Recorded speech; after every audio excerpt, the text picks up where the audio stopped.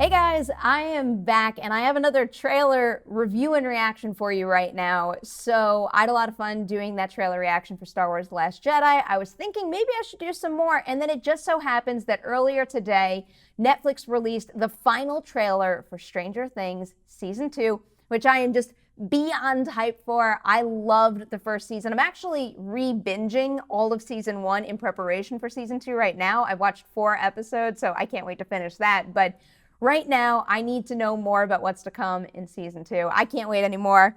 Let's get into it. And I am pressing play.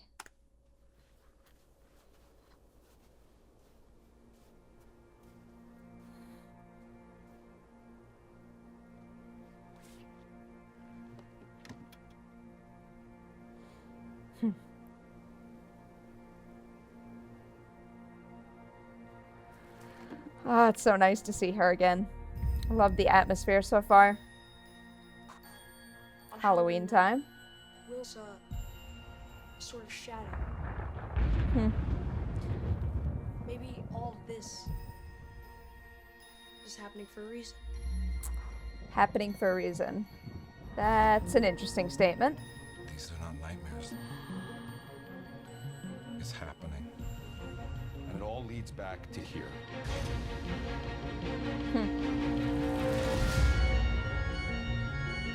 This thing. You said it was all in his head. And what have you done? Nothing. Who is she talking to? My boy! I don't understand. Paul Reiser, baby. She was just...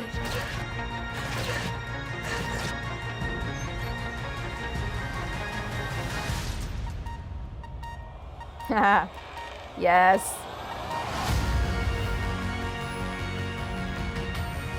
It's like it's reaching into Hawkins. If anyone knows how to destroy this thing, it's Will. Oh my God.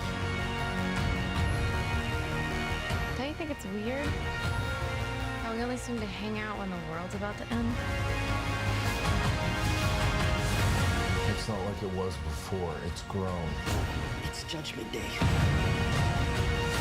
Which is why we need as much help as we can get.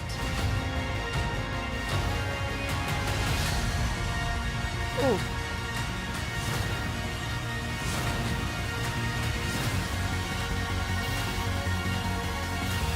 Is anyone there? Anyone? Oh, I love that. You should go now. It's almost here.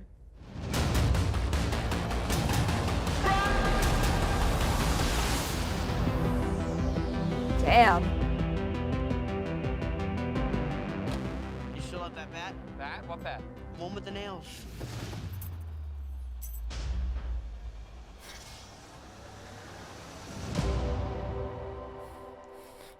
So yeah, October 27th cannot come soon enough. I am so freaking excited for Stranger Things Season 2. And I actually feel like this was the perfect trailer to kind of have me run up to the edge and get just enough before jumping into full episodes of this new season.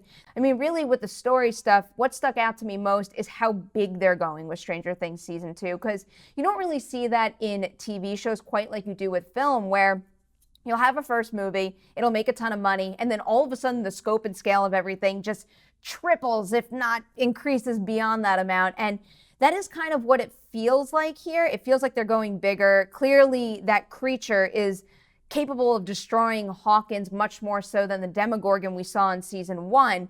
But what makes it work here, because sometimes when you go too big, that becomes a concern and you start to lose focus. And that would be really unfortunate, because what Stranger Things Season 1 did so well was, one, atmosphere, making you feel like you were in Hawkins with these characters, but even more so was falling in love with the characters and making it feel like it was a human sci-fi story. And it seems like they are going bigger here, but that the focus is still on character. And I think that's probably one of the most important things for the folks behind the show to keep in mind, and it seems like they're doing it. So I'm really happy to see that aspect of it. Seeing all these characters come back together, Mike, Lucas, Dustin, anytime they come together, I'm going to get really excited.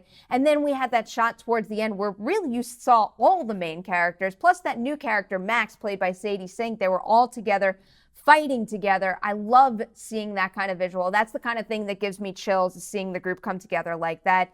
We had that shot of Joyce in the middle of all the drawings of what I believe is the big creature, and it reminded me a lot of her just huddled up with that muddled ball of Christmas lights. So she's freaking out per usual, but you know what? In season 1, I thought Winona Ryder did a great freaking out performance, because really, she was a mother that was concerned for her missing son. I mean, really. And it seems like she's going to be in a very similar position here.